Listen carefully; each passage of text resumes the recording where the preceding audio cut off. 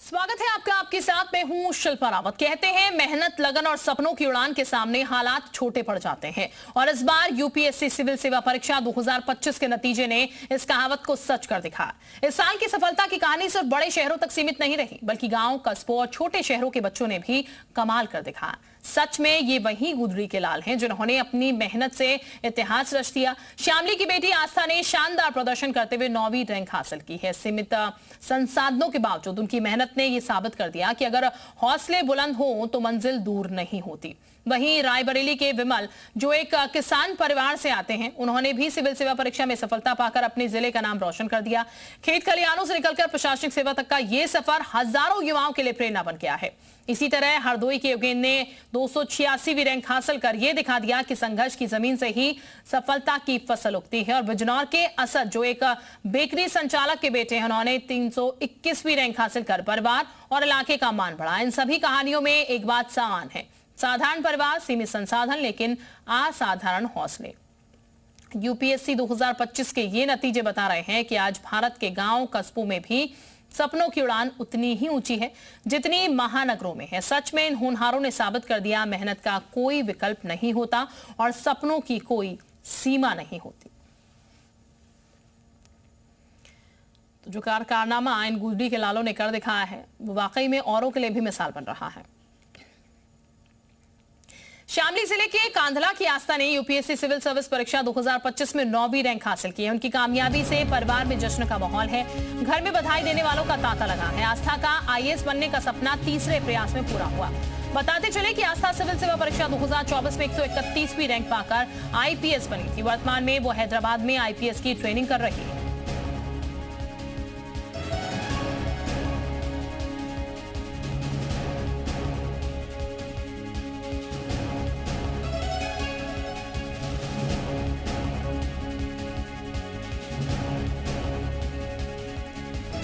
बेटी की इस कामयाबी पर पूरा परिवार खुशी मना रहा है। बधाई देने वालों का तांता घर पर लगा हुआ है। शामली की ये बेटी है जिसने कमाल कर दिखाया।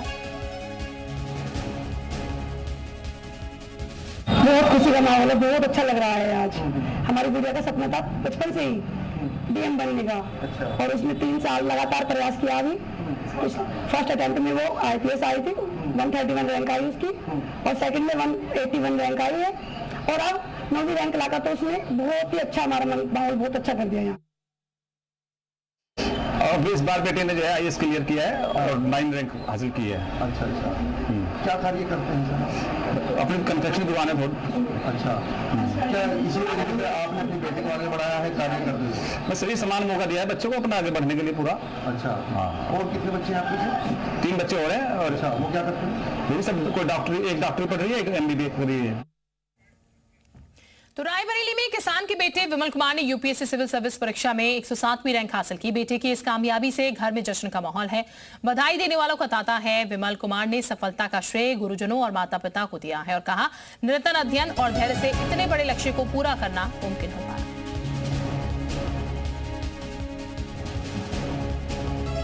तो रायबरेली के विमल ने परचम लहरा दिया। परिवार इस वक्त खुशियां मना रहा है। जो कारनामा करके दिखाया है, उसके बाद हर कोई मिठाई खिलाता हुआ नजर आ रहा है। सिविल सर्विसेज एग्जामिनेशन में 107 रैंक आया।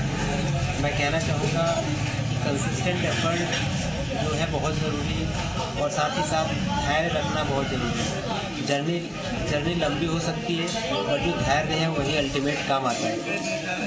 इस सफलता का श्रेय आप किसे देना चाहेंगे? सबसे पहले मैं अपनी ये श्रेय माता पिता को और मेरे भाई बहन पूरी फैमिली को देना चाहूँगा। कितने अटेम्प्ट में क्वालिफाई किया आपने ये परीक्षा? ये मेरा 5वां अटेम्प्ट था। लास्ट ईयर मैं सिविल सर्विसेज इंटरव्यू में अपीयर हुआ था।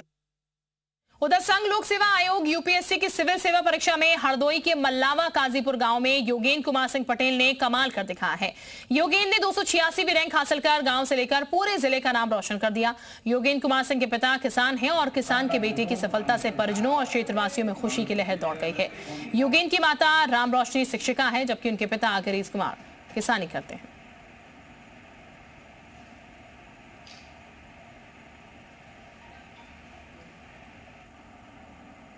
9th से लखनऊ सिटी मॉन्टेसरी स्कूल में चला गया। उसके बाद फिर उसने 1 साल जो है कोचिंग किया, तब आईआईटी में सिलेक्शन हुआ था, तो कानपुर से आईआईटी पास किया था। इसके बाद आज जो है यूपीएससी रिजल्ट में 286 रैंक प्राप्त करके हम लोगों को हौसला बुलंद हुआ है। कैसा लग रहा है आज उसका रिजल्ट आया है? आज उसका रिजल्ट देख करके हम लोगों को बहुत खुशी लग रही है। और हमारे साथ इस वक्त खुद वो लोग जुड़ चुके हैं जिन्होंने मेहनत की और आज इस मुकाम पर पहुंच चुके हैं कि घर में खुशियां हैं और इस वक्त हर कोई खुशी में डूबा हुआ है। पारस भाटिया हमारे साथ जुड़ चुके हैं। 937वीं रैंक है पारस की। बहुत स्वागत पारस आपका। इसके साथ ही हमारे साथ ऋषभ भी जुड़ेंगे कुछ देर में और साथ ही साथ रवि शेखर हमारे साथ जुड़ चुके हैं। 176वीं रैंक है उनकी। बहुत स्वागत आपका भी। पारस का सबसे पहले हम रुख कर लेते हैं। पारस, सबसे पहले तो बहुत बहुत बधाई आपको इस कामयाबी के लिए। जाहिर तौर पर मेहनत की है और उसी का फल इस वक्त आपको मिला है, लेकिन कितनी मेहनत पारस इसके पीछे लगती है? क्योंकि खुशी हर कोई मना रहा है, लेकिन मेहनत आप ही जानते हैं कि कितना यहाँ पर संघर्ष आपको इसके लिए करना पड़ा होगा। नहीं मैडम, संघर्ष काफी करना पड़ा। मेरा छठा अटेम्प्ट था ये, तो लगातार कंसिस्टेंट रहना, रोज सुबह उठ के लाइब्रेरी जाना, फिर अपने नोट्स बनाना, उनको रिवाइज करना, टेस्ट देना। अब तो सबको फल तो दिखाई देता है, लेकिन उस फल को पाने के लिए कितना पानी डाला गया, कितनी खाद डाली गई, लोगों को शायद वो समझना होगा कि इसमें काफी मेहनत लगती है और सबको निरंतर रह के इसमें मेहनत और कड़ा प्रयास करना पड़ता है यूपीएससी के लिए। बिल्कुल पारस, फैमिली कितनी इंपॉर्टेंस इसमें रखती है जब आप कुछ ऐसी प्रिपरेशन करते हैं यूपीएससी की? क्योंकि बहुत जरूरी होता है कि आपका कंसंट्रेशन ना बिगड़े, आपका माहौल जो है वो ठीक रहे। फैमिली का कितना इंपॉर्टेंट रोल रहा और आपकी फैमिली ने किस तरीके से सपोर्ट करा आपको? मैम, जब एक घर का इंसान कोई तैयारी करता है तो पूरा परिवार ही तैयारी करता है साथ में उसके। फैमिली का कंट्रीब्यूशन बहुत था। चाहे जब भी मेरा लो आता था फेजेस में, तो वो हमेशा मेरे साथ खड़े रहे। या कहीं जाना होता था कि मैं एक विजुअली इम्पेयर्ड हूँ, तो मेरे साथ कहीं जाना होता था, वहां जाते थे। या मेरी मम्मी ने पढ़ना लिखना शुरुआत में कभी सिखाया। वो सब स्ट्रगल मेरे पापा, ताऊ जी, सब लोग मेरे साथ लगते थे। और मेरे छोटा भाई, सब लोगों का ही इसमें कंट्रीब्यूशन था और उन सबकी वजह से ही आज रैंक आया। बिल्कुल, यानी कि ये साथ चलने का भी नतीजा है और फैमिली का सपोर्ट भी है और आपकी मेहनत भी है। बहरहाल मैं वापस आपके पास लौटती हूँ। हमारे साथ रवि शेखर भी इस वक्त जुड़े हैं, उनका भी रुख कर लेते हैं। ऋषभ भी हमारे साथ जुड़ चुके हैं, ऋषभ के पास भी पहुंचेंगे। रवि, कौन सा अटेम्प्ट आपका ये था और कितनी मेहनत इसके पीछे लगी? कितने आस देने पड़े आपको स्टडी के लिए यहाँ पर? जी, ये मेरा तीसरा अटेम्प्ट था और मैं कोशिश करता था कि 6 से 8 घंटे करूँ। चूंकि ये पॉसिबल नहीं हो पाता था रोज, तो कभी 6-7 घंटे, तो कभी उससे ज्यादा, कभी उससे कम। बिल्कुल रवि, अभी अगर बात की जाए, जैसे ही आपने देखा रिजल्ट अपना, उसके बाद फर्स्ट रिएक्शन क्या था घर वालों का? क्योंकि इंतजार जाहिर तौर पर घर वाले कर रहे थे, बेटा मेहनत कर रहा है और उसका नतीजा जो है इस तरीके से आ जाए तो फिर बल्ले बल्ले। घर वालों ने क्या रिएक्शन दिया पहले? घर वाले इमोशनल थे जब रिजल्ट आया तो, और ये नेचुरल था कि 2-4 साल का मेहनत था ये, और मेहनत से ज्यादा मेरे टीचर्स का आशीर्वाद था और मेरे पेरेंट्स का आशीर्वाद था, तो इमोशनल थे वो लोग काफी ज्यादा। चलिए ठीक है, हमारे साथ ऋषभ भी इस वक्त जुड़ चुके हैं। ऋषभ का भी हम रुख कर लेते हैं। 163वीं रैंक है ऋषभ की। ऋषभ, बहुत बधाई आपको भी सफलता हासिल करने के लिए, क्योंकि बहुत मेहनत करनी पड़ी, एक बड़ा स्ट्रेच होता है इसके बीच जब आप ऐसा मुकाम हासिल करते हैं। ऋषभ, कौन सा आपका ये अटेम्प्ट था? कितनी मेहनत लगी इसके पीछे? क्या इसके पीछे आपका संघर्ष रहा? जो एस्पिरेंट हैं उनको जरा बताइएगा। बहुत बहुत धन्यवाद आपके प्लेटफॉर्म पर बुलाने के लिए। मेरा नाम ऋषभ जैन है और इस बार की जो सिविल सर्विसेज की परीक्षा हुई है उसमें मेरी 163 रैंक है और 2023 की परीक्षा में भी मेरा चयन हुआ था और उस साल मेरी 377 रैंक थी और उसके तहत मुझे भारतीय राजस्व सेवा आयकर विभाग मिला था। तो Indian revenue services income tax में मैं ऑलरेडी सिलेक्टेड था और वो मेरा 5th अटेम्प्ट था। तो 2019 और 20 में मैंने प्रीलिम्स दिया, जो कि पहला स्टेज होता है इस एग्जाम का, और वो स्टेज मेरा नहीं निकल पाया। फिर 2021 और 22 में मैंने मेंस दिया, जो कि प्रीलिम्स के बाद का स्टेज होता है, और उन दोनों में भी मुझे असफलता मिली। फिर 2023 जो कि मेरा 5वां अटेम्प्ट था, उसमें मेरा चयन हुआ और मुझे भारतीय राजस्व सेवा मिली। बट कुछ मार्क्स से मुझे हमेशा ये मन में एक मनाल था कि थोड़ी मेहनत और की जा सकती है, थोड़ा एफर्ट और डाल के रैंक को सुधारा जा सकता है। उसी के तहत मैंने भारतीय राजस्व सेवा को ज्वाइन तो कर लिया, पर मैंने छुट्टी लेने का एक डिसीजन लिया, जिसके तहत भारत सरकार हमें अपॉर्चुनिटी देती है कि 1 साल की आप छुट्टी लेके अपनी ट्रेनिंग अगले साल ज्वाइन करें और 1 साल डेडिकेटेडली अगर आपको एग्जाम देना है तो आप ट्रेनिंग का समय व्यर्थ ना करें। तो मैंने वो 1 साल वापस से पढ़ाई करी और इस बार मेरी 163 रैंक आई। और आपका जो सवाल था कि किसका रोल रहा, मैं सबसे पहले अपनी माताजी का रोल के बारे में बताना चाहूँगा। मेरे पिताजी का बहुत पहले देहांत हो गया था, 2004 में वो बसे थे और मेरी माताजी ही मेरा परिवार थी और वो एक प्रोफेसर रही। उन्होंने 38 साल डिग्री कॉलेज में सर्व करा, एसोसिएट प्रोफेसर, वो रिटायर हुई हैं। उन्होंने हम 2 बच्चों को, मुझको और मेरी बहन को बड़ा करा। तो जो भी ये सफलता आज है, मैं पूरी दुनिया के सामने बस इतना ही बताना चाहता हूँ कि this is the strength of that one lady, Mrs Sunita Jain, जिनकी वजह से मैं आज यहाँ खड़ा हूँ। I also got married while giving my final attempt, जिसमें मेरा चयन हुआ। तो मेरी वाइफ ने मुझे बहुत सपोर्ट किया। मेरी वाइफ के पेरेंट्स ने, मेरे इन लॉज ने, चंडीगढ़ से जहाँ से मैंने मेंस का पेपर दिया, वो पूरे समय मेरे साथ थे। तो सबका एक कलेक्टिव एफर्ट है, ये किसी एक का जीत नहीं है इस एग्जाम में चयन लेना, ये परिवार का। और आपने ऋषभ वो वर्डफुल बना दिया उन लोगों के लिए जिन्होंने आपके पीछे मेहनत की, इतना साथ दिया, उनके लिए आपने ये बहुत फ्रूटफुल बना दिया जो रिजल्ट यहाँ पर निकल कर आया है। वापस मैं आपके पास लौटती हूँ, पारस का भी एक बार रुख करते हैं। पारस, जैसा कि आपने बताया 6 अटेम्प्ट आपका ये था, कहीं निराशा होती थी बीच में जब वो मुकाम आप हासिल नहीं कर पाते थे जिसके लिए आप प्रिपेयर कर रहे हैं? हाँ जी, निराशा तो होती थी जब नहीं होता था उसमें आगे फ्रूट आपको नहीं मिलता था, सक्सेस नहीं मिलती थी। लेकिन एक डेडिकेशन और कंसिस्टेंसी को मैंने हमेशा अपनाया कि एक डेडिकेशन थी कि मेरे को करना ही है। एक अंदर से सपना टाइप आप मान लीजिए था कि कुछ अचीव करना है मेरे को अपने बल पे, इसलिए वो कभी निराशा को अभी अपने ऊपर हावी नहीं होने दी और अपने अंदर पॉजिटिविटी रखी हमेशा। बिल्कुल, और ये पॉजिटिविटी आपको यहाँ पर लेकर आई है कि आपने रैंक जो है वो हासिल की है, यहाँ पर आपका सपना जो है वो पूरा हो गया है। रवि, मैं आपके पास आती हूँ।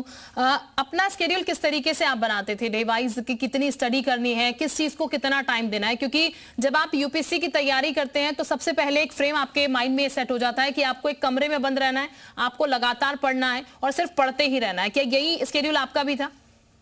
नहीं, बिल्कुल ऐसा नहीं पड़ता था और करता था कि रोज 2 घंटे क्रिकेट भी खेल लूं और अपने दोस्तों से भी मिल लूं। और हर जो 3 एग्जाम है इस पूरे एग्जामिनेशन साइकिल में, तो उस तीनों के लिए उनके अकॉर्डिंग मैंने प्लान किया था। तो प्रीलिम्स के लिए प्रीलिम्स वाइज सब्जेक्ट्स पढ़ता था मैं, और मेंस में 3 घंटे ऑप्शनल और 3 घंटे जीएस और 1 घंटे कोशिश करता था कि पर पढ़ लिया। तो तीनों फेज के लिए अलग अलग स्ट्रेटेजी था और बिल्कुल ऐसा नहीं है कि मैं दिन भर पढ़ता था। मैं हार्डली 6 से 7 घंटे हार्डली पढ़ पाता था और वो भी कंटिन्यू नहीं कर पाता था।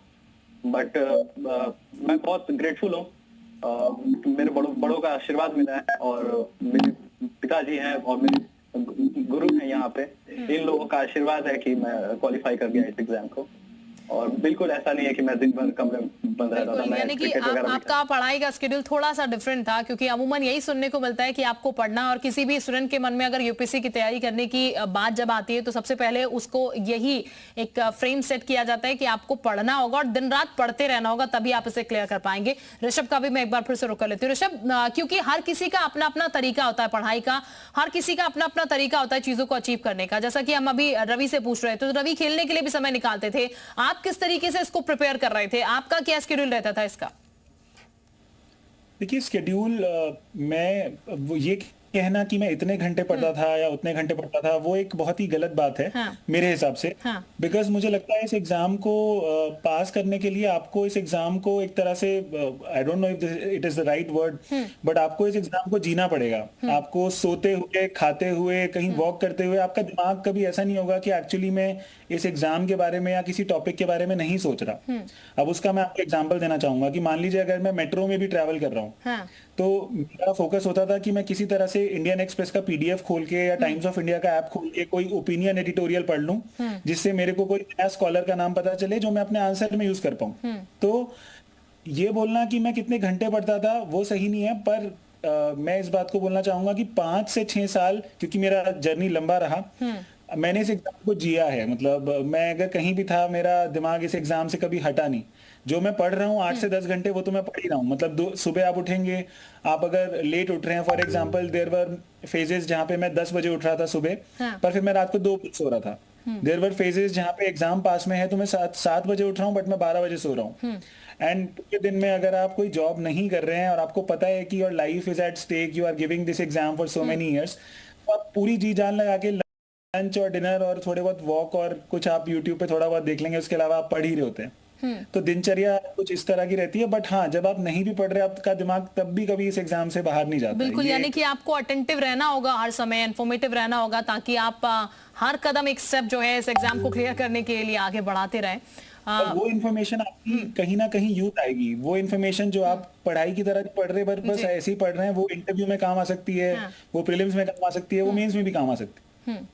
बिल्कुल, अब ये उन स्टूडेंट्स के लिए अच्छा है जो कि इस वक्त प्रिपेयर कर रहे होंगे या फिर प्रिपेयर करने की सोच रहे होंगे कि आपको जीना पड़ेगा इस एग्जाम को, जैसा कि ऋषभ कह रहे हैं, और वाकई में आपको जीना पड़ेगा, आपको अगर वो टारगेट अचीव करना है यूपीएससी का। तो पारस, चूंकि हम लगातार इसी को लेकर डिस्कस कर रहे हैं और हम ये जानने की कोशिश कर रहे हैं किस तरीके से आपकी पूरी दिनचर्या इसको लेकर रहती थी, कैसे आप चीजों को मैनेज कर पाते थे। तो आप जरा अपना भी टाइम टेबल आप बताएगा, किस तरीके से आप चीजों को करते थे, क्योंकि 6 साल आप बता रहे हैं लगे तकरीबन यहाँ पर, तो कैसे आपने चेंज करा अपना स्केड्यूल या फिर किस तरीके से चीजें की? मैम, अभी मैं करंटली में पोस्टेड हूँ खादी ग्रामोद्योग उद्योग अधिकारी गौतम बुद्ध नगर में जी। तो मेरे को अपने ऑफिस के साथ अब तालमेल बिठाना पड़ता था 2023 से। तो मैं सुबह और शाम का वक्त निकालता था अपने पढ़ाई के लिए कि पहले से मेरे टारगेट सेट होते थे कि जो अचीवेबल टारगेट्स होंगे, जिनको मैं रात को सोने से पहले पूरा कर सकूं, ऐसे टारगेट्स में हमने बना के रखता था। और खासकर मैं अपने जो मेंटोर थे मेरे, Ankit Singh smart work lab IAS से, उनका काफी उसमें अच्छा रोल रहा। उन्होंने मेरे को अच्छे से गाइड किया। तो अंकित सर जो है, उन्होंने काफी अच्छा उसमें रोल रहा, सब कुछ मेरे को मैनेज करने में। मेरे को एक तरीके से उन्होंने एक मेंटर से मैनेजर वो मेरे बन गए थे एक तरीके से, कि कितना मेरे को क्या रोज कर रहे हैं, कैसे कब टेस्ट देना है, कब इंटरव्यू का मौके ले जाना है। ठीक, यानी कि गाइडेंस भी बहुत जरूरी है इसमें, कि आपको कोई गाइड भी करता रहे और आप खुद भी बहुत अटेंटिव रहे इन चीजों के लिए। बहरहाल आप तीनों हमारे साथ जुड़े, बहुत शुक्रिया और बहुत बहुत बधाई आपको आगे के फ्यूचर के लिए भी, अपनी कामयाबी के लिए भी बहुत शुभकामनाएं जी मीडिया की तरफ से। बहुत शुक्रिया हमारे साथ जुड़ने के लिए। और अब